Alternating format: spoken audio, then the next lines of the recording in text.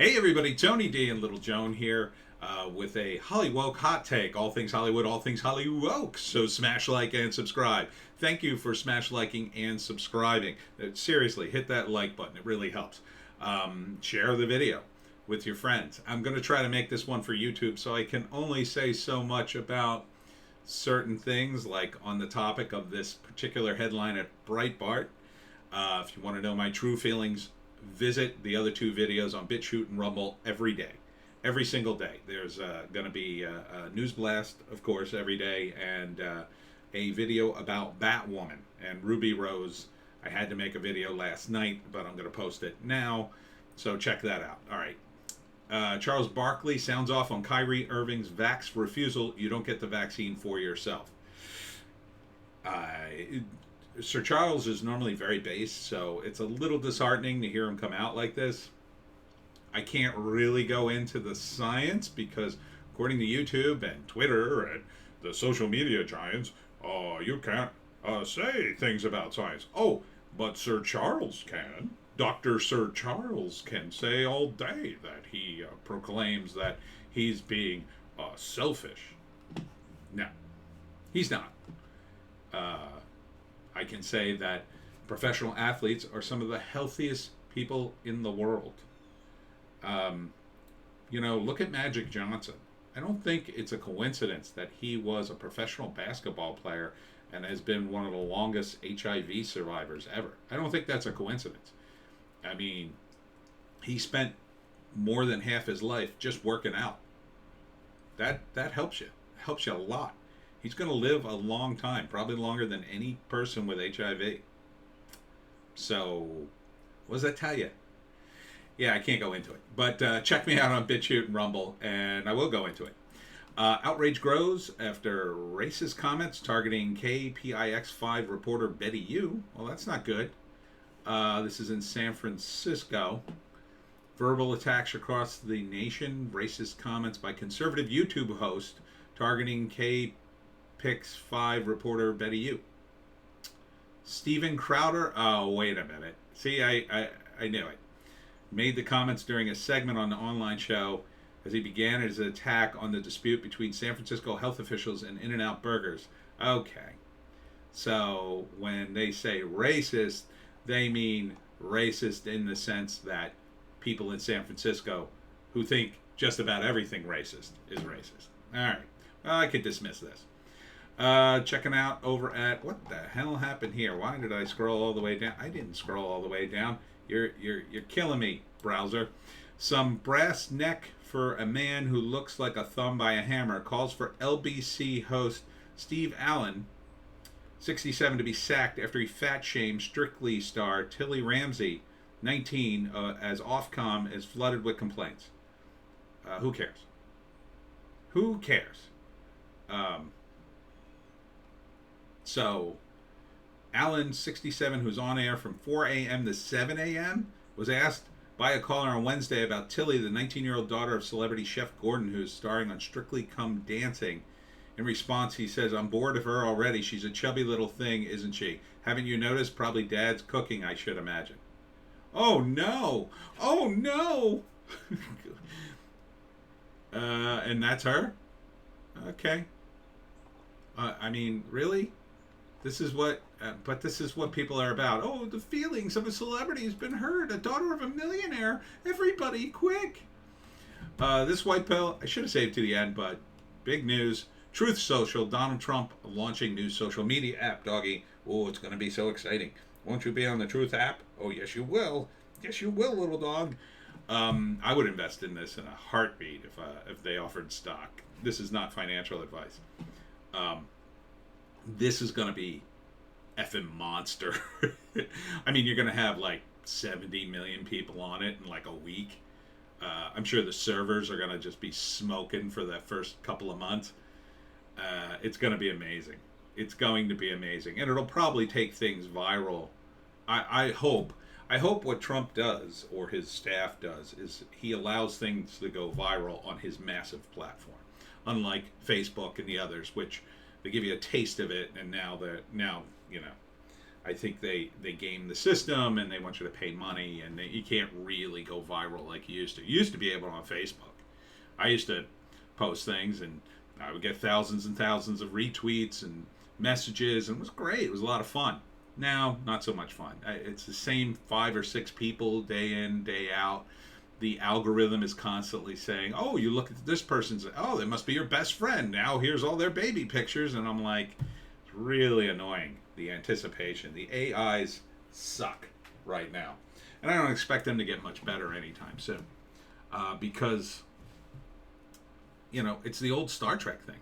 How can a machine anticipate what a human can do? They can't. Do you ever just been in a mood for weird food, or just to like go for a walk, or you do something out of the ordinary that you haven't done ever, or maybe in years?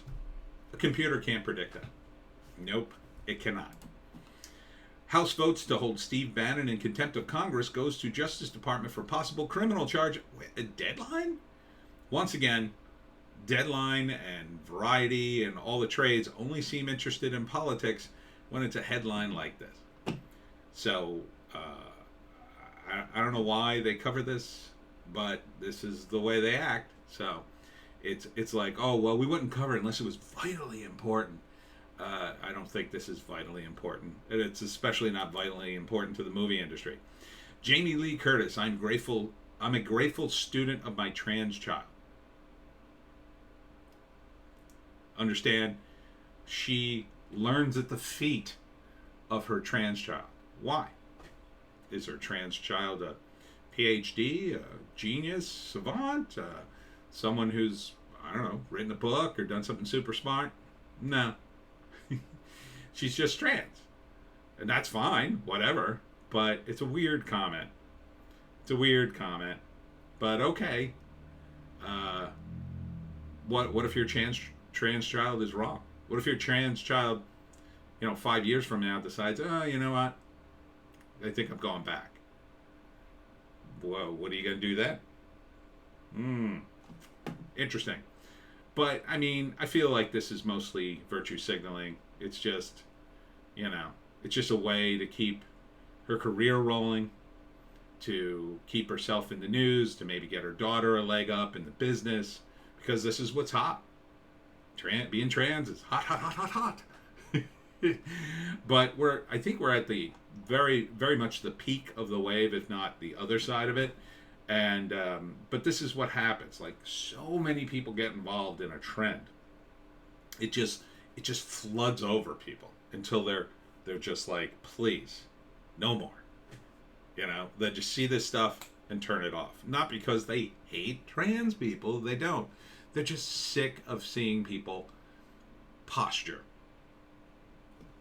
Okay? Cher used to do this. Plenty of other celebrities do this. So what? Who cares what your child does? No one cares about your child. You're Jamie Lee Curtis. I don't know who your kid is. And I don't care. So, whatever. It's like, oh, I'm so stunning and brave because there might be someone else out there like me. There are people with plenty of problems. All kinds of different problems. A myriad of problems. But this one is trendy. It's neat. You can put it in a little box. You can package it. You can't do that if your kid is, I don't know, mentally handicapped, or has got a terrible long-term illness that slowly degenerates their body over a period of time, or maybe your kid's addicted to drugs, or they have mental problems. Those aren't sexy, right? You can't really package them. You can package them maybe for a little while, but, right? So it's all about packaging. This is what Hollywood's about. It's about image. But it's a weird statement. It's like, oh, I studied at the feet of my child. It's weird. Weird way to raise your kid. Why Hulu should have killed Why the Last Man series in the womb. Oh, I just loved saying how right I was about this series. Now, what does he say? Go through the whole story again. Wow, it's $3 million to further extend the options of the Y cast. Didn't want to leave the cast in limbo. Well, that was nice of him. Um, the original Image comic series killed off every guy who claimed to be a transgender woman, and Clark and her team battled hard as they could to find a way to appease the invested transgender activists who were outraged that the show was going to be killing trans women too, while biological women lived and thrived. See, that would have been edgy. Would have been great. See, it was already in the comic. I didn't even know it. I said that in my thing. And the people who criticized, notice none of them pointed that out. That would have been an obvious thing to point out. Would have been great. Not that they were killing trans people, but that they dealt with that. That they kept biology. Which is why they created the trans man character. Just for the show. To appease the trans lobby, which now holds inordinate amount of power, which we'll get into shortly if I haven't been flagged by YouTube already. Ricky Gervais, there's only so liberal you can get. Oh, people are trying though, Ricky. Today's woke won't be woke enough for the next generation, but they won't be woke. No, the pushback's coming. It's going to snap back. Generation Z is already more conservative than any previous.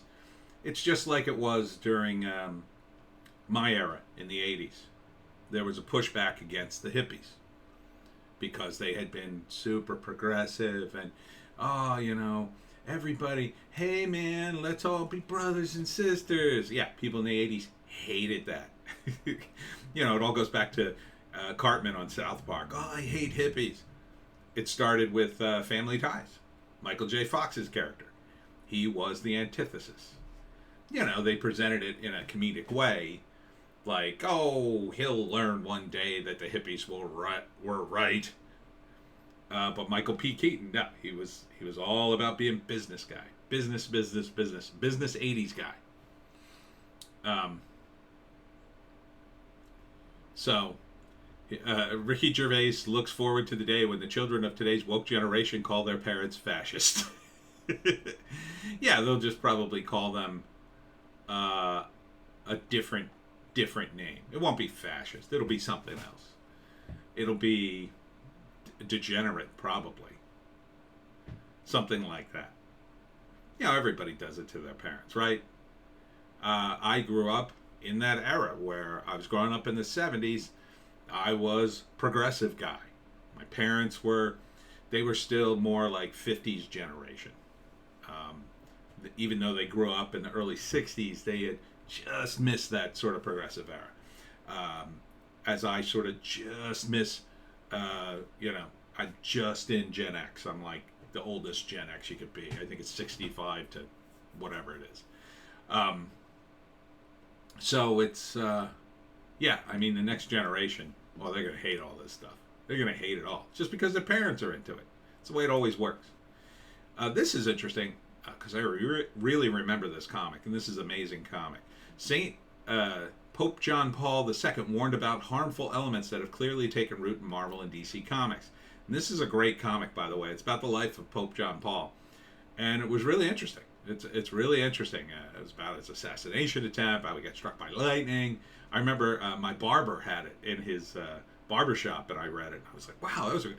And I had never seen it in the comic book stores. And I was like blown away that I couldn't find this comic anywhere. My barber had some of the greatest comics ever. He had these like 70s comics where people were being murdered by a bizarre satanic cult. And I had never seen these comics anywhere else. And I was like, I don't think he knew what they were, though. I think he knew this one, but not the other one. But apparently they wrote about it 40 years ago. And this article, this is this Bounding or Bleeding? Yeah, this is Bounding in the comics.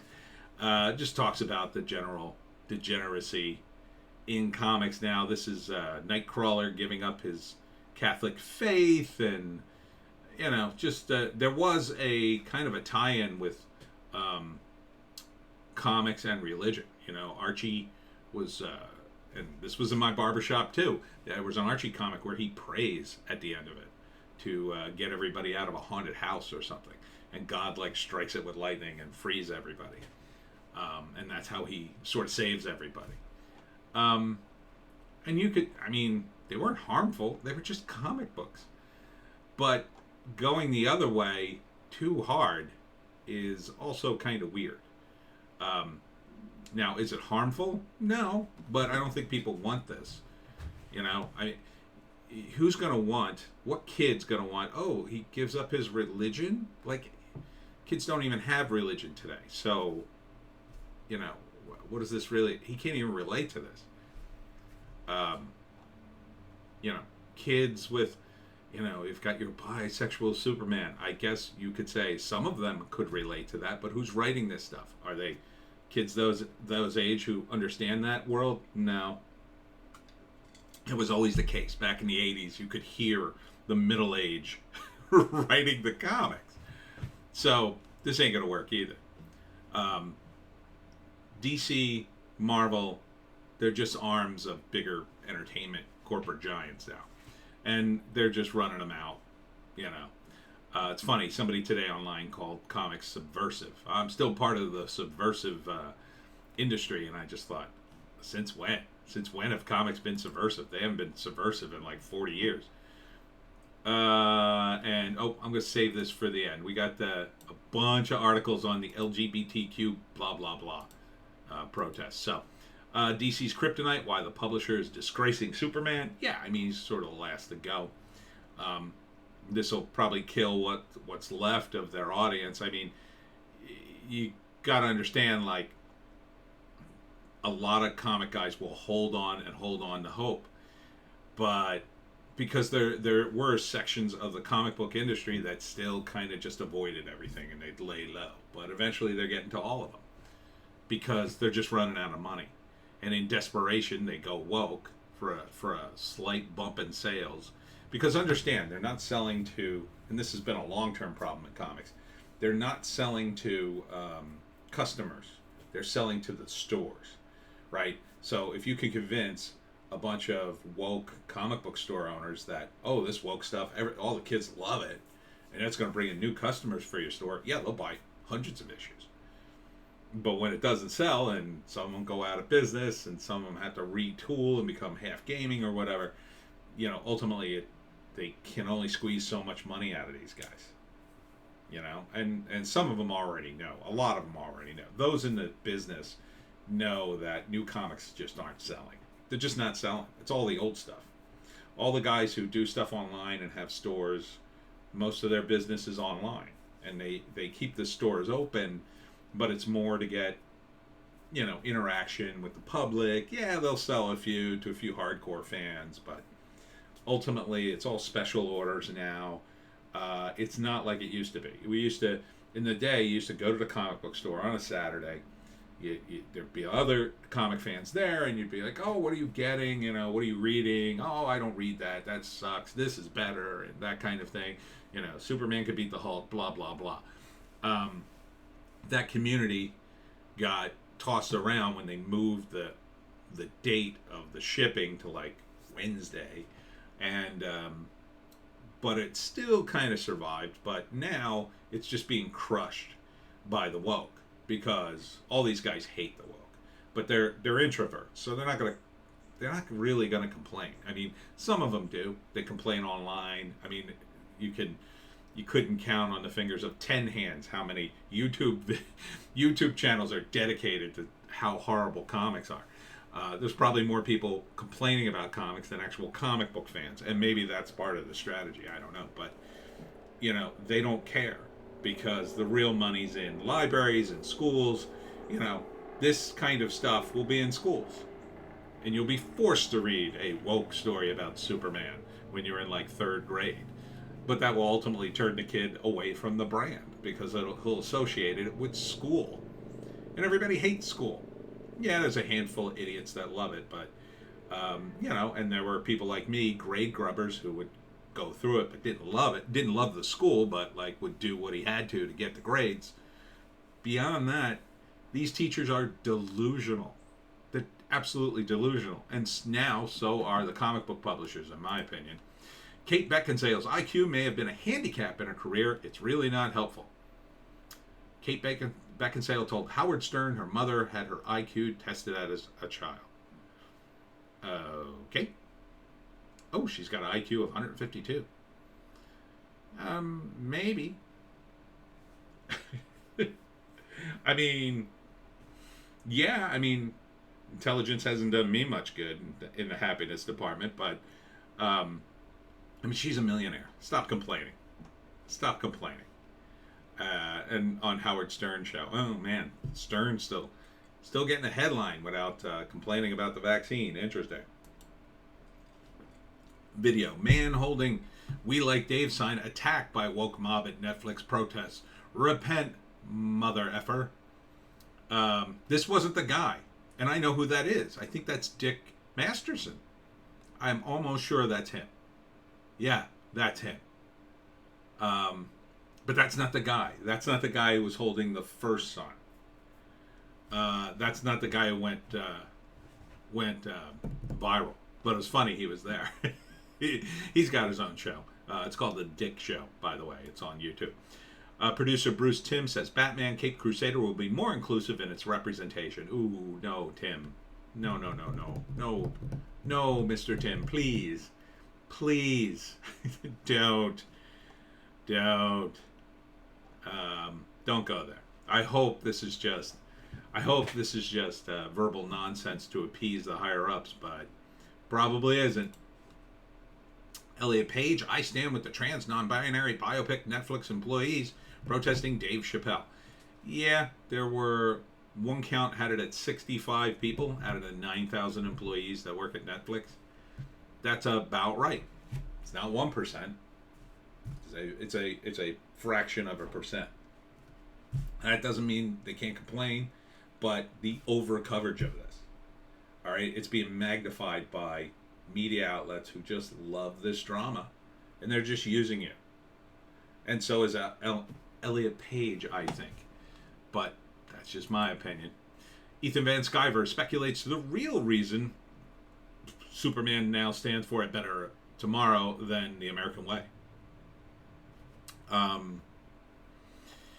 Said the change was because DC wants to make Superman more of a global character who stands and fights for all sorts of causes. Yeah, that's not going to work. It's not going to work. But okay. It's not going to matter anyway. You know, either they'll kill off the brand so badly it just goes onto a shelf until, 20 years from now there's a revival, or once all the trends go the other way, they'll just trot them out, and you'll have guys like me writing for Superman, and it'll be, and they'll have Ethan Van Sciver back. But by that time, will Ethan Van Sciver even want to write for DC or draw for DC? I doubt it.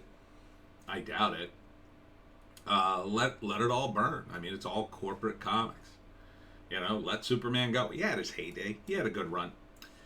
Okay, and now I think we're into the Dave Chapelle stuff. Joe Rogan rips cancel mob, hounding Dave Chapelle. Make your own special.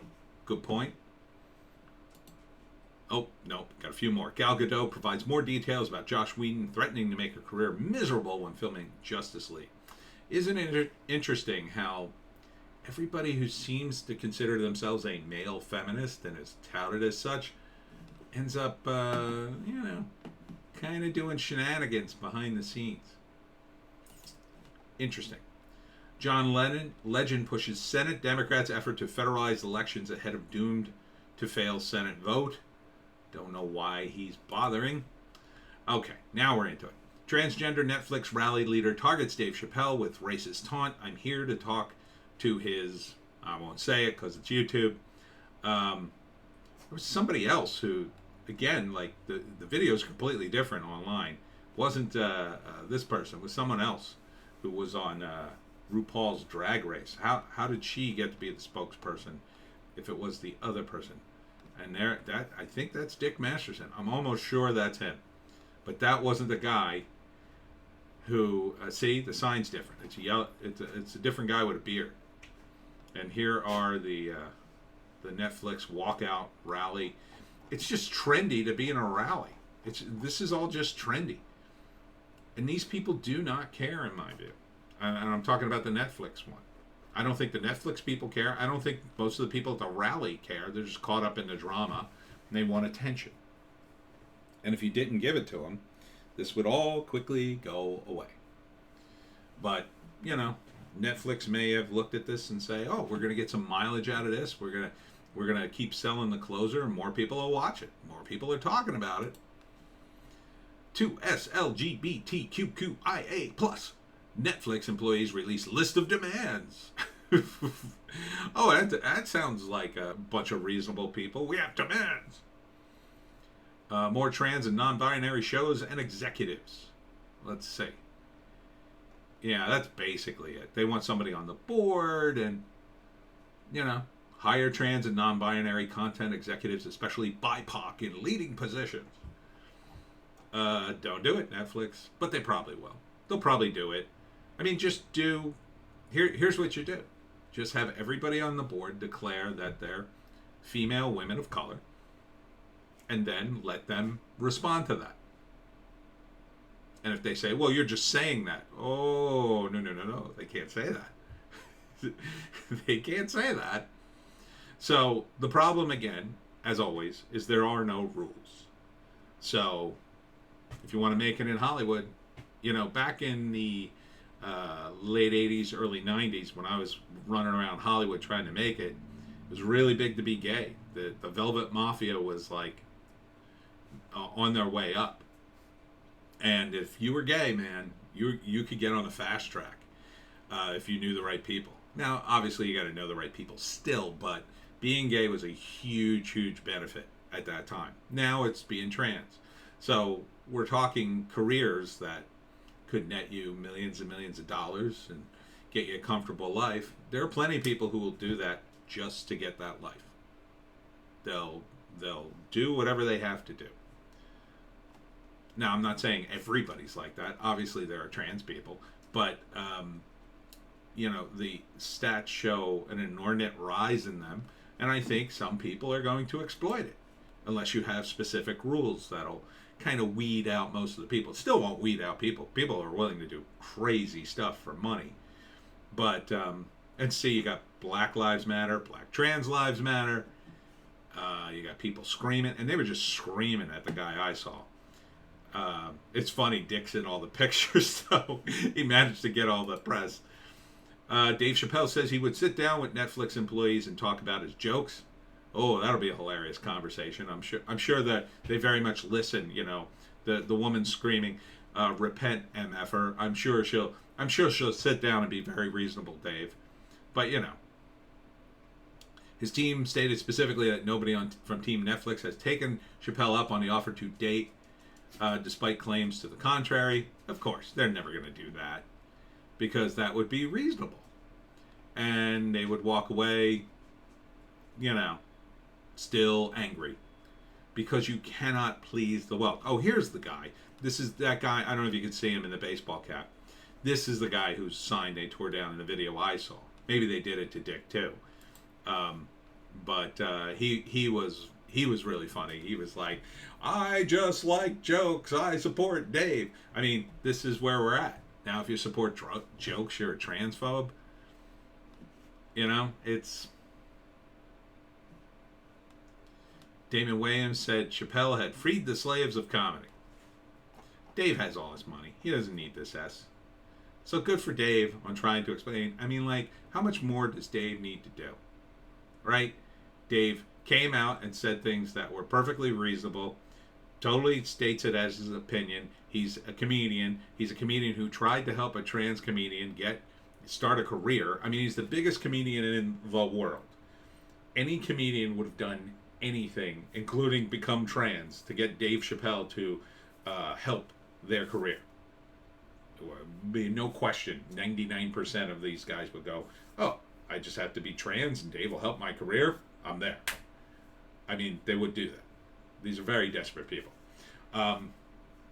So the fact that he made friends with this trans woman and has this story about her, and still it's not enough. It's never enough because ultimately it's not about helping anybody. It's about helping themselves, I believe.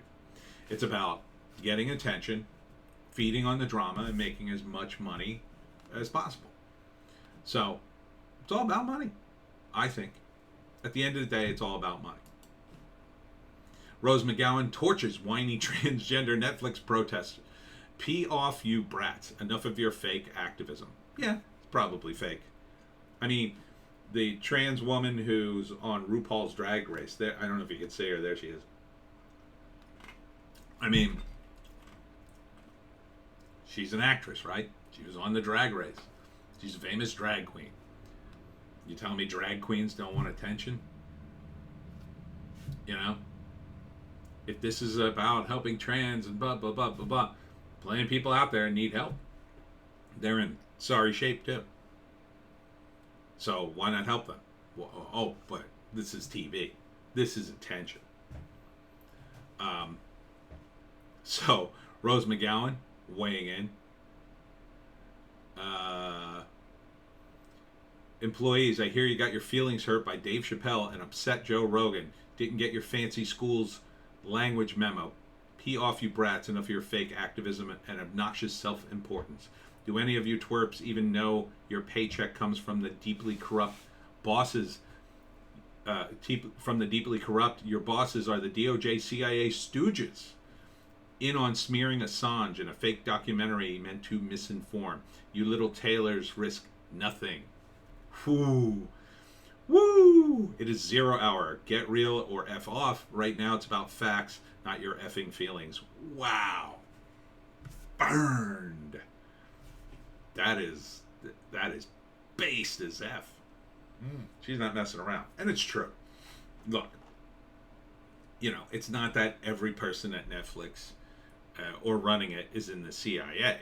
It's that the executives have ties to the CIA because the CIA has ties to media.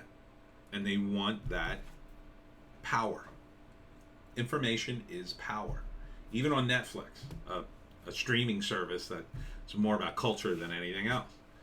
So they're pushing their agenda, mostly probably with Julian Assange. I don't know if they're in on this. Probably not, unless they've been completely taken over by the communist Chinese. I don't know. Or maybe it's a double blind psyop where they're trying to get everybody so mad at the woke that everything will flip over in time for a big war with China and everybody will be super based and ready to go to war. I don't know. I doubt it. I mean, I don't think they play 5D chess, but I don't think they're that far ahead of us. I think they're more scrambling, trying to put out fires than anything else.